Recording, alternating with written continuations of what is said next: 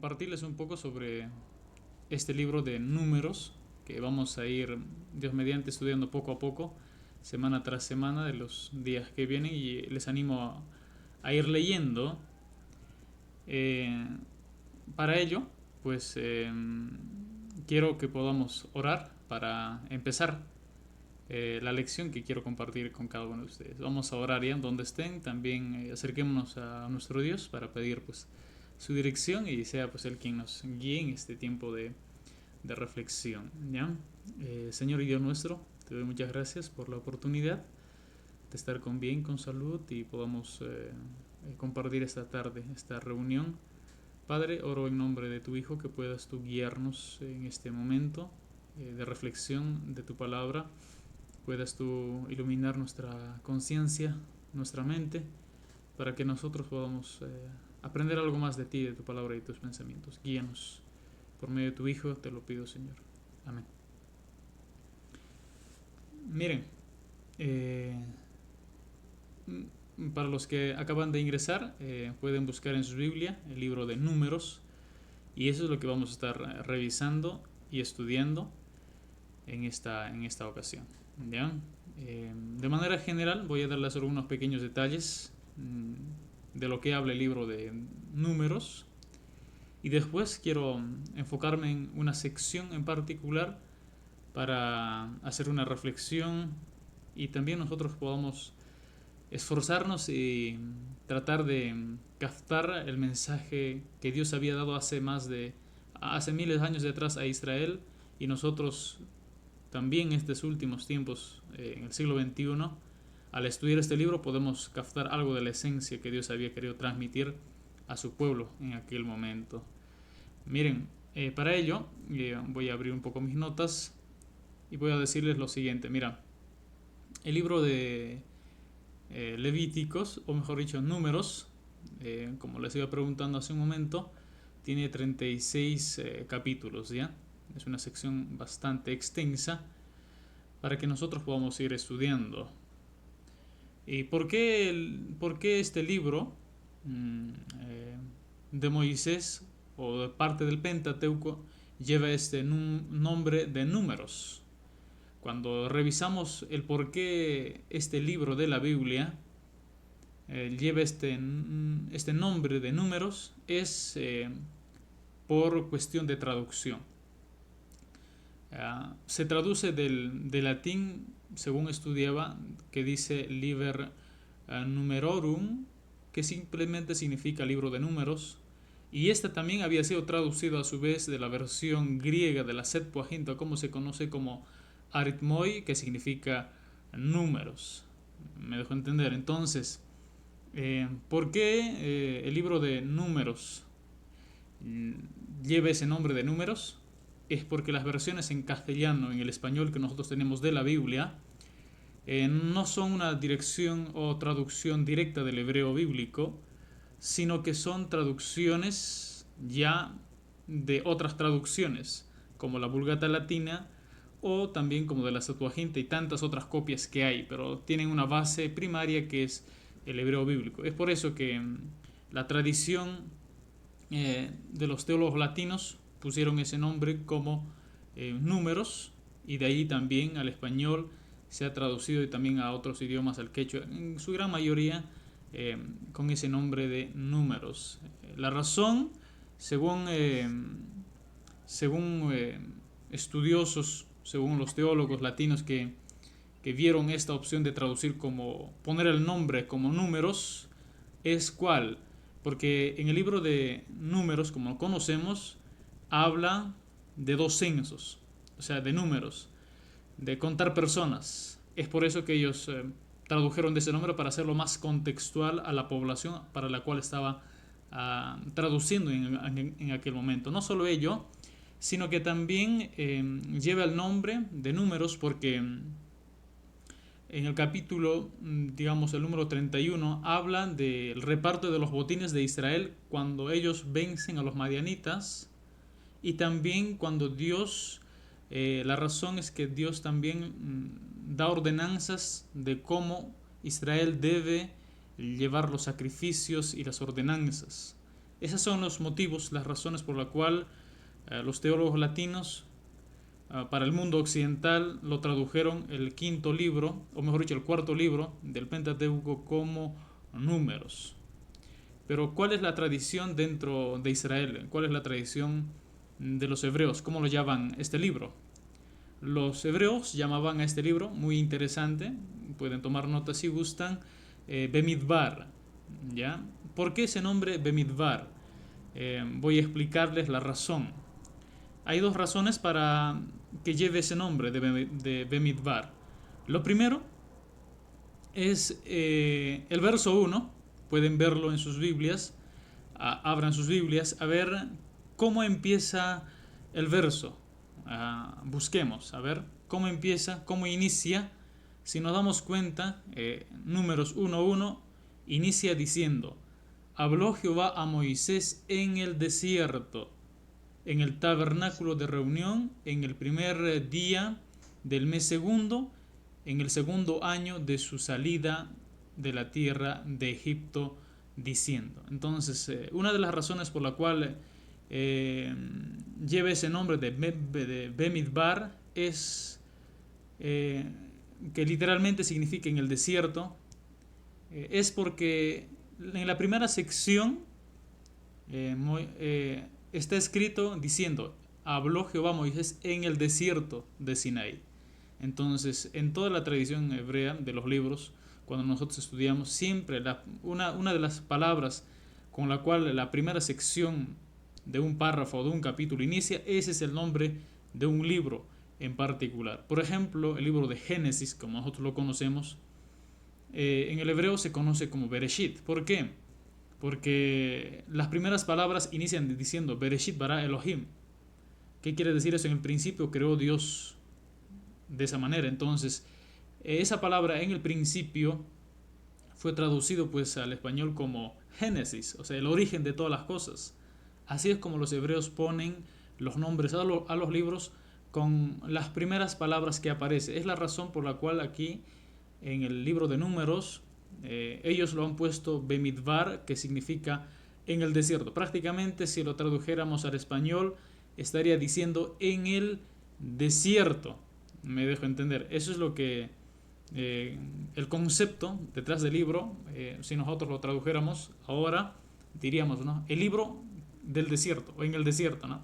Ese es el trasfondo de por qué del nombre en el desierto según la tradición judía. No solamente ello, sino que también cuando leemos todo el libro de Números, como nosotros lo conocemos, toda la narrativa habla de cómo Israel estaba en el desierto 40 años prácticamente antes de que entrasen a la tierra prometida, que es Canaán.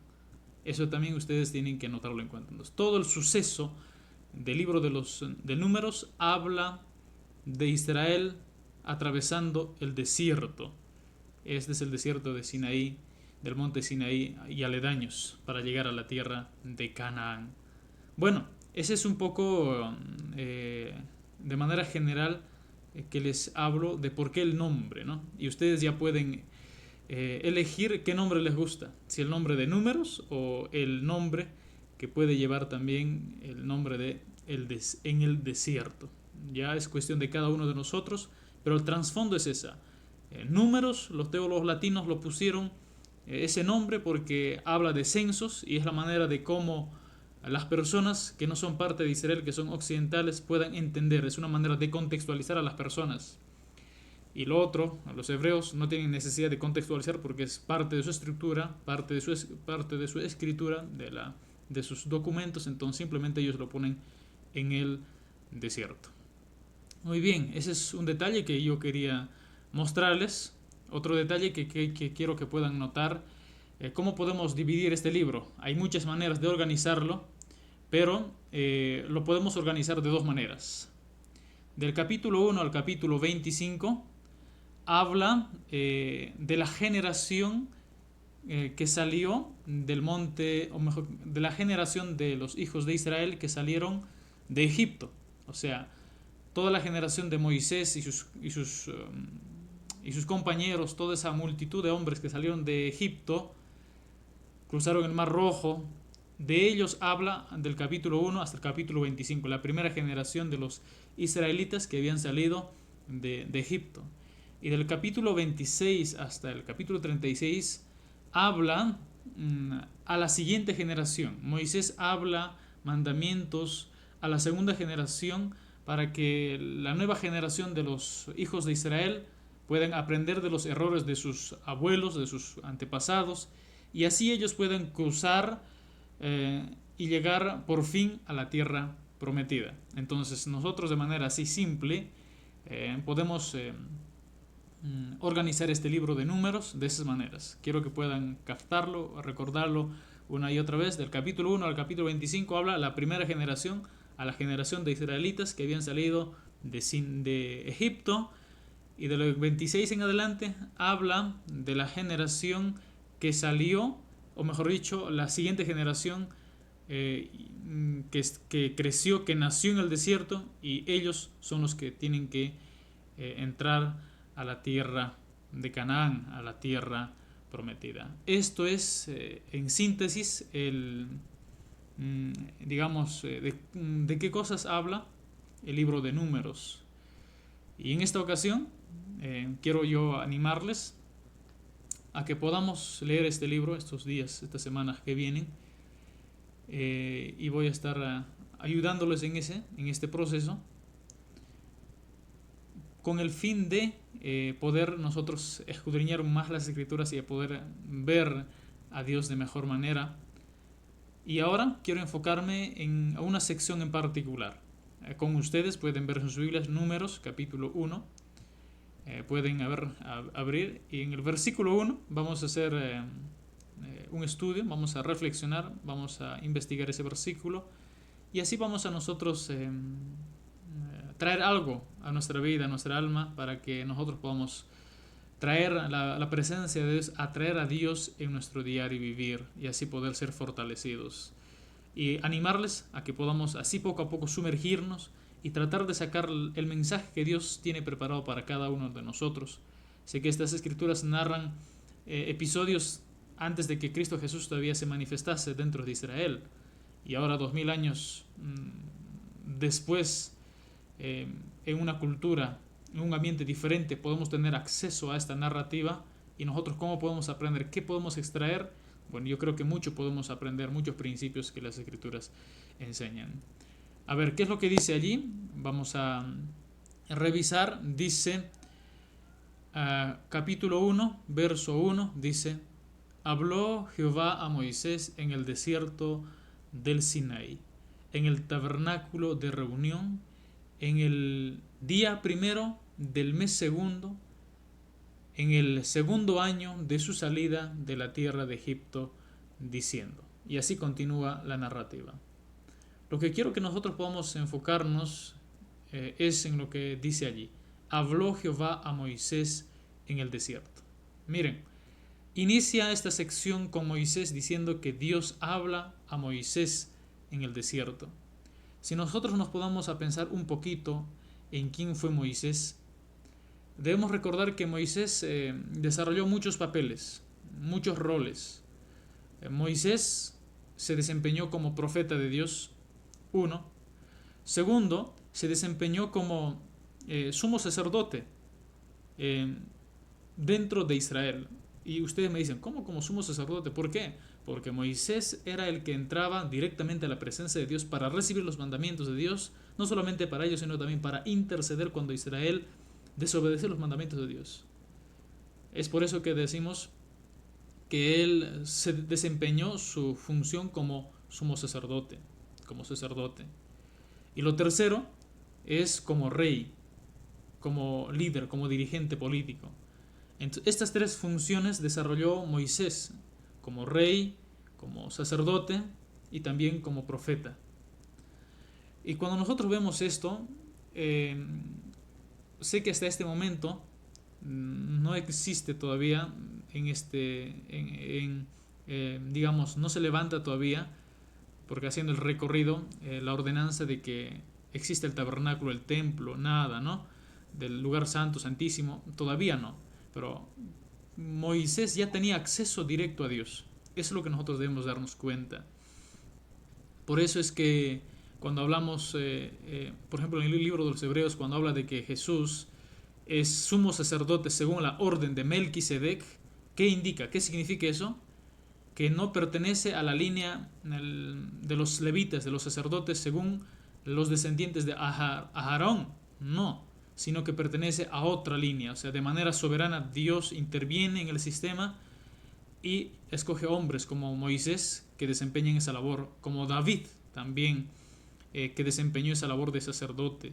Lo mismo Cristo Jesús desempeña esa función de rey, de profeta, de sacerdote, no siendo del linaje de Aarón, sino por intervención divina. Eso es lo que en otras palabras significa la orden de Melquisedec, que no tiene padre ni madre. Eso indica, o sea, que no viene de esa línea aarónica, no es un sacerdote o levita de la línea de Aarón. Eso significa lo mismo. Cristo Jesús fue como Moisés, lo mismo que también como David. Bien, mira, si seguimos pensando en Moisés, dice Moisés recibe la palabra de Dios. Moisés se desempeña, o sea, es una función no tan fácil, diríamos, ¿no? Es un hombre bastante ocupado, tiene muchas dificultades en el camino. Cuando ustedes vamos a ir leyendo, va a tener muchos problemas. Israel mismo a veces va a estar hablando contra él. Los líderes que le acompañan también van a hablar mal de él. Lo mismo sus personajes más cercanos, sus compañeros, diríamos, de milicia, en que les acompañaba en el liderazgo, como son su hermana Miriam, Aarón, también van a hablar mal de Moisés. Entonces, en el desierto vemos que Moisés atraviesa muchas dificultades, muchos problemas. Lo mismo a la nación de Israel, como pueblo, como personas naturales, sin esa responsabilidad que tenía como Moisés. Ellos también con su diario vivir en sus cosas diarias, en su afán diario, también tienen problemas, tienen dificultades de confiar en Dios, de ver la provisión, de obedecer. ¿Qué aprendemos de todo eso nosotros? Mira, el desierto es una metáfora, nosotros podemos verlo ahora, ¿no? Es una simbología de las dificultades, los problemas, las aflicciones que nosotros podamos atravesar en nuestro diario vivir. Cada persona tiene un desierto particular diferente del uno del otro. Cuando una persona está en una posición de liderazgo, tiene las propias aflicciones que son parte de un liderazgo, aparte de ser un hombre común. Y alguien que no está en una posición de liderazgo también tiene sus propias aflicciones, sus propios problemas. Entonces todos nosotros tenemos pruebas, desiertos que atravesar. Es como Pedro decía en sus cartas, ¿no? Mis hermanos, dice, ¿no? O sea, ustedes estén fuertes, preparados, porque todos los hermanos están siendo probados. Así que no se desanimen, no piensen que uno que otro nomás está siendo probado. Cuando alguien pasa por momentos de prueba, piense que es la única persona que está en aflicción. No es así, sino que cada hombre, cada persona es probado por Dios de diferentes maneras. Así que el desierto simboliza eso para nosotros hoy, las aflicciones, las pruebas, en diferentes aspectos, ya sea en el aspecto físico, en el aspecto material, en nuestra vida espiritual. En cada área de la vida es necesario pasar por aflicciones. Y en medio de las aflicciones, las pruebas, cada uno de nosotros la pasamos. Entonces, como Moisés, ¿no? En su posición de líder, él atravesó diferentes pruebas, diferentes aflicciones. También lo mismo el pueblo. Pero nosotros cuando vemos esto, debemos aprender lo siguiente, que atravesar el desierto muchas veces, si nos damos cuenta, no es nada fácil. No es nada fácil cuando nosotros nos desenfocamos en medio de la prueba, en medio del desierto. Pero cuando nosotros, en medio de la prueba del desierto, elevamos nuestro corazón, nuestra mirada al Eterno, nuestro Dios, entonces nosotros podemos experimentar la gracia de Dios. Porque si nosotros leemos, dice el verso 1, dice, habló Jehová a Moisés en el desierto de Sinaí. O sea, en medio del desierto, Dios se manifiesta a Israel, lo mismo a Moisés.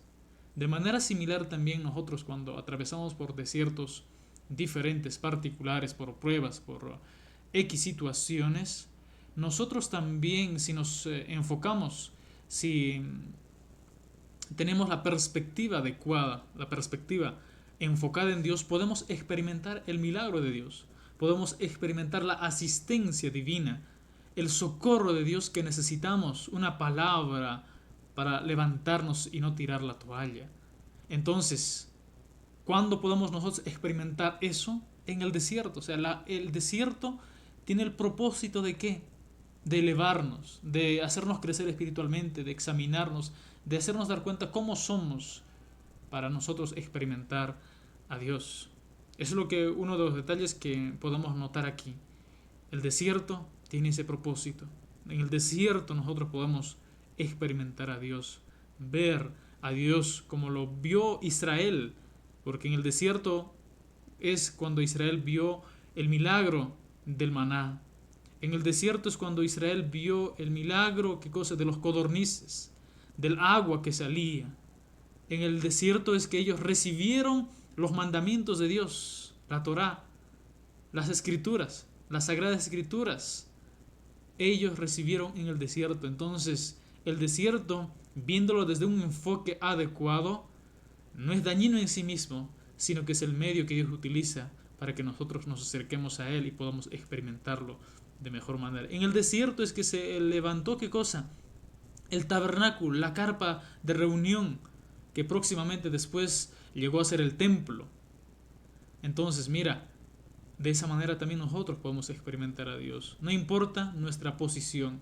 Cada persona, cada uno de nosotros atravesamos pruebas, dificultades en diferentes aspectos de nuestra vida, y eso hay que verlo de la mejor manera posible.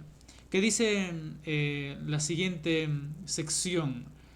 Dice que en el desierto, habló Jehová a Moisés en el desierto del Sinaí, en el tabernáculo de reunión. Quiero enfocarme un poquito ahora en el tabernáculo. Mira, cuando nosotros nos enfocamos y decimos, Moisés sube al desierto, ¿para qué? Para recibir los mandamientos en el monte Sinaí de parte de Dios. Pero después hay ordenanzas y se tiene que construir en medio del desierto un tabernáculo, una carpa. En quechua diríamos, en el desierto hacen esto los hijos de Israel. Y toda su actividad durante esos 40 años giraba en torno a la carpa de reunión. Cuando nosotros nos ponemos a pensar en las partes que tiene la carpa de reunión, que próximamente vamos a ir desarrollando, quiero hacerles este alcance. Mira, cuando ustedes y yo vamos a ir estudiando este libro, vamos a darnos cuenta que la carpa tiene tres lugares, tres áreas. Lo primero es, si recuerdan, es el lugar santísimo. El segundo es el lugar santo. El tercero es el atrio. Y para darnos cuenta, esta es una réplica del monte de Sinaí cuando Israel recibió los mandamientos de Dios. Ejemplo, pensando en el monte, Moisés estaba en la parte más alta, en el monte de Sinaí, encontrándose con la presencia divina. ¿Se han dado cuenta? Esa es la parte alta. Como a la mitad del monte estaban los hijos de Aarón y los ancianos, en otras palabras, los levitas y los ancianos. Los líderes de Israel estaban en medio del monte. Y al pie del monte, o sea, en la base, en la pampa, diríamos, estaba el pueblo. ¿Para qué? Para recibir los mandamientos de Dios. Estaba esperando que los mandamientos a través de Moisés y los líderes de Israel bajase al pueblo. Esa misma analogía tiene el tabernáculo, que luego se va a llamar el templo. Mira, en el lugar santísimo, el lugar más santo, ¿quién solamente podía entrar? Podía entrar el sumo sacerdote, ni siquiera los sacerdotes. Podía entrar el sumo sacerdote solamente una vez al año. De manera similar, cuando estaba en la cima del monte, Moisés tenía acceso directo para con Dios. Pero cuando se erige el tabernáculo, pueden darse cuenta que el sumo sacerdote tiene acceso ahora. ¿Para qué? Para interceder a favor de Israel, ofreciendo sacrificios. Pero también dentro del lugar santísimo se encontraba, ¿saben qué cosa? Se encontraba el arca del pacto. Y en el arca del pacto se encontraba algo especial. ¿Qué cosa es? Los mandamientos. ¿Se han dado cuenta? Los mandamientos de Dios. Entonces los 10 mandamientos estaban dentro del tabernáculo, en el lugar santísimo, en el arca del pacto. Allí estaba. Mis hermanos, mira, cuando nosotros vemos eso, aprendemos qué cosa. O sea, Israel no solamente estaba en el desierto abandonado, sino que Israel tenía acceso a qué? Tenía acceso a las escrituras, tenía acceso a los mandamientos. A la instrucción, los mandamientos que Moisés había recibido en el desierto no se quedaron en el desierto solamente, sino que Moisés enseñó juntamente con los ancianos de Israel, con los líderes de Israel, a toda la nación la voluntad de Dios. O sea que ellos recibieron los mandamientos de Dios. Y no solamente ellos, sino que la escritura misma estaba dentro de ellos. O sea, todo lo que ellos hacían giraba en torno a las escrituras. Lo mismo para con nosotros hoy podemos hacer una analogía. Tenemos una escritura, tenemos una Biblia en mano. Entonces, todo lo que nosotros hacemos, desde que nos levantamos hasta que dormimos, todas las áreas en nuestro labor, en nuestro trabajo, todo lo que nosotros hagamos, debe también girar alrededor de la escritura. La escritura debe ser para nosotros ese medio de conexión con Dios, porque Dios nos habla a través de su palabra. Todo lo que hacemos debe girar en torno a las escrituras. Lo que hacemos, entonces, no es una tarea fácil, pero debemos aprender a vivir bajo los principios de Dios esa porción. También hablamos del lugar santo. El lugar santo, ahí trabajaban los levitas, ahí estaba el pan de la proposición, ahí estaba la menorá, o sea, ese es el candelabro que habla en Apocalipsis. Bueno, ese candelabro estaba ardiendo en el lugar santo de manera constante. Y el atrio, en el atrio es una simbología de que el pueblo tiene acceso para recibir la mediación del sacerdote para su favor, tanto el sumo sacerdote como de los levitas, o sea, para recibir su servicio de ellos. Miren, mis hermanos, hasta allí nosotros ¿qué podemos aprender? Lo que yo puedo decirles es esto. Miren, nosotros que estamos atravesando diferentes dificultades, no solamente nosotros, nuestros hermanos también, en medio de la circunstancia que nos ha tocado vivir todavía, ¿no? De esta enfermedad y otras, lo que nosotros debemos saber es esto. Mira, nosotros atravesamos por dificultades, por pruebas X diferentes en nuestro diario vivir. ¿Qué aprendemos de eso? Nosotros debemos saber que las pruebas son un medio para lograr algo superior. Es un medio que cuando nosotros nos enfocamos de la manera adecuada, podemos experimentar a Dios y ver los milagros de Dios en nuestra vida. Podemos ver la asistencia de Dios en nuestro diario vivir.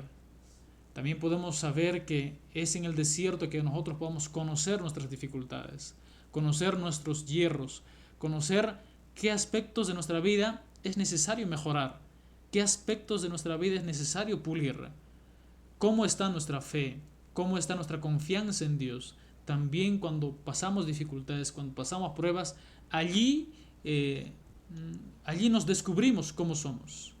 Pero cuando nos descubrimos cómo estamos, si estamos faltos, entonces es una oportunidad para corregir, para perfeccionar nuestro carácter, nuestras cualidades. Pero también podemos aprender algo, que con lo que dice allí, ¿no? Moisés habló a Jehová Moisés en el desierto del Sinaí, en el tabernáculo de reunión. El tabernáculo de reunión era un medio santificaban, separaban un espacio. ¿Para qué? Para que de esa manera la nación de Israel tenga un contacto, sea un medio para que ellos puedan experimentar a Dios, para que ellos puedan acercarse a Dios. Pensando esto, mira, sé que cuando Jesús estaba haciendo su ministerio en Israel, más de 2000 años atrás, el templo estaba en pie, pero después el templo fue destruido por los romanos en el año 70 después de Cristo.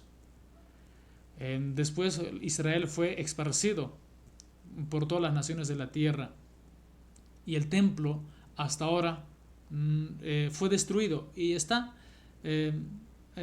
se hizo polvo en el tiempo, ¿no? Pero solamente quedó un muro al cual se le llama Muro de los Lamentos, que nosotros hoy podemos ver en muchas noticias que muchos judíos y tantas otras personas que visitan a Israel van y oran en ese Muro de los Lamentos, ¿no?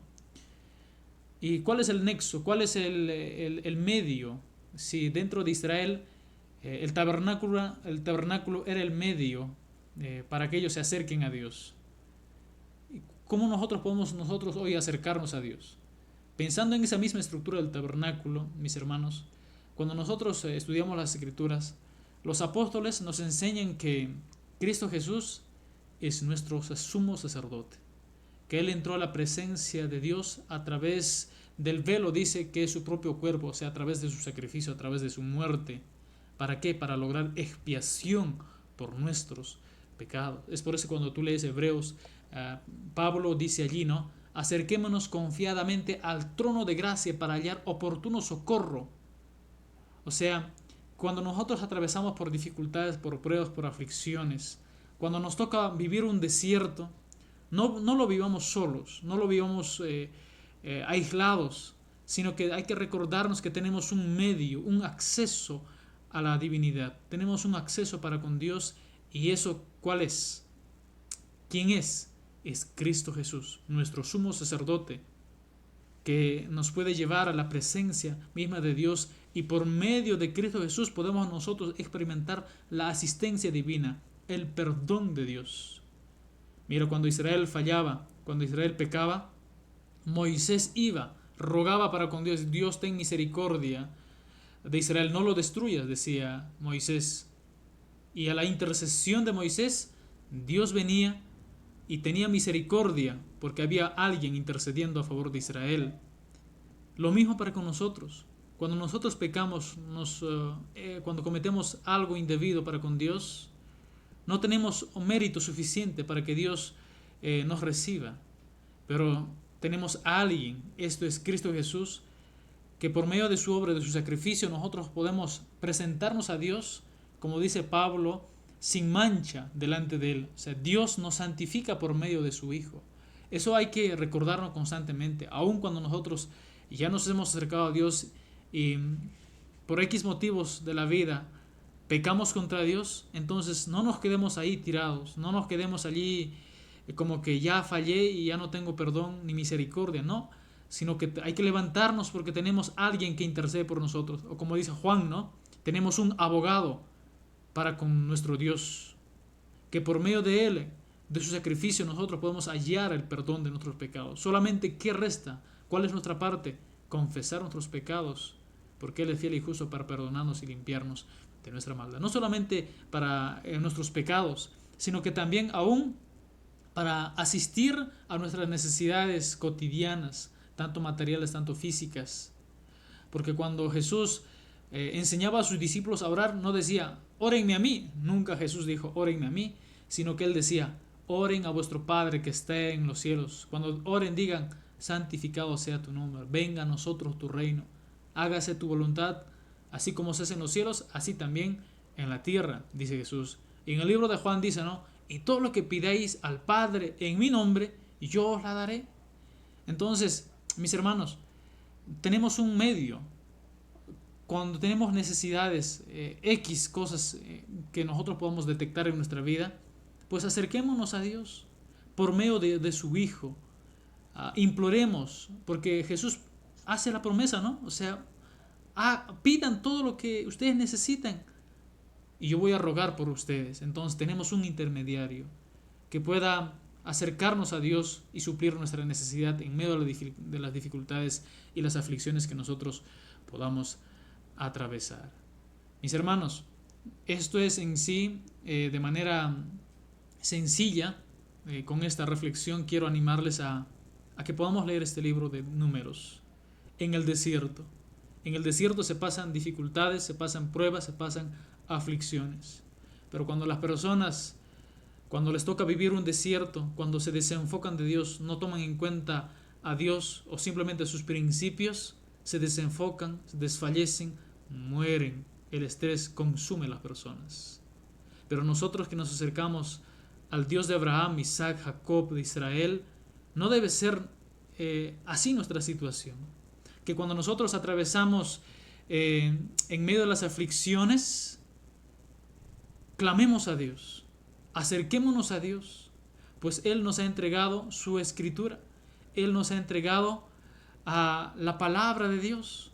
en medio de las aflicciones, recordemos esos principios, esas enseñanzas.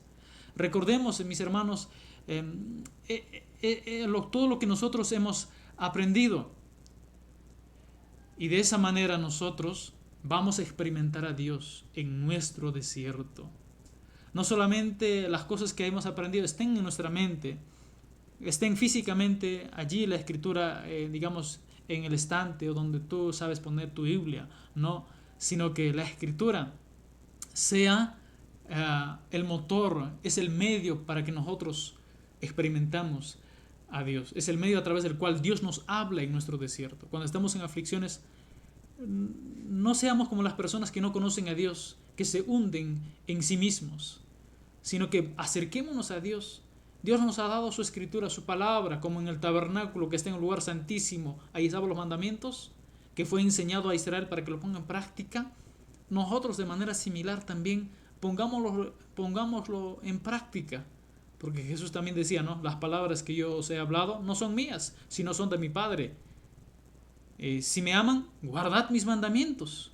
¿Se han dado cuenta? Entonces, eso sea fuente de vida para cada uno de nosotros. En el desierto experimentamos a Dios. El desierto es necesario para cada uno de nosotros, porque solamente así nos damos cuenta cómo está nuestra fe, cómo está nuestra obediencia, y podamos decir, Dios, ayúdame, necesito de ti, necesito salir de este problema, necesito salir de esta situación X, tú socórreme. Mis hermanos, en el desierto, el libro de Números habla de eso, y nosotros estos días seguramente vamos a experimentar pruebas, dificultades, y nunca hay que olvidarnos eso. En el desierto es cuando se ve la asistencia divina. Como Israel vio la asistencia divina, así nosotros también podemos experimentar la asistencia divina en nuestra vida. Quiera nuestro Dios ayudarnos a caminar en este sendero y por medio de su Espíritu fortalecer nuestra fe, y nosotros también tengamos la voluntad suficiente para acercarnos a Dios y hacer conocer nuestras necesidades, para buscar, para hallar el socorro cuando nosotros necesitamos. Que Dios nos ayude, mis hermanos. De esta manera he querido animarles y para decirles, leamos este libro, estudiémosla. Como decía ahí, en el desierto habló Dios a Moisés en medio del tabernáculo. Y lo mismo, también 2000 años más atrás, después de Cristo Jesús, también nosotros podemos decir, en el desierto, en medio del desierto es quien Dios habla a través del tabernáculo. Muy bien, que Dios nos ayude. Un gusto poder compartir esta sección de las Escrituras con cada uno de ustedes, que sea de fuente de alimento y bueno, de fortaleza también en los días que vienen. Les animo a leer el libro y bueno, terminamos la enseñanza de esta tarde y ya pues que nuestro Dios nos ayude, les bendiga a cada uno de ustedes, y como dice la bendición ajarónica, ¿no? Es muy bonita, dice, ¿no? Que Jehová haga resplandecer su rostro sobre ti y te guarde, te dé paz, ¿no? Que haga resplandecer su rostro sobre ti. No hay mayor bendición, ¿no? Quiera el Dios de Abraham, Isaac y Jacob bendecirnos con esa bendición. No hay mayor bendición esa, ¿no? Entonces, que sea así. Que el Dios de Abraham, Isaac y Jacob nos bendiga y que haga resplandecer su rostro en nosotros, que tanto necesitamos de la presencia de Dios en nuestra vida. Hasta la próxima, mis hermanos. Un gusto poder compartir la Escritura con cada uno de ustedes. Amén.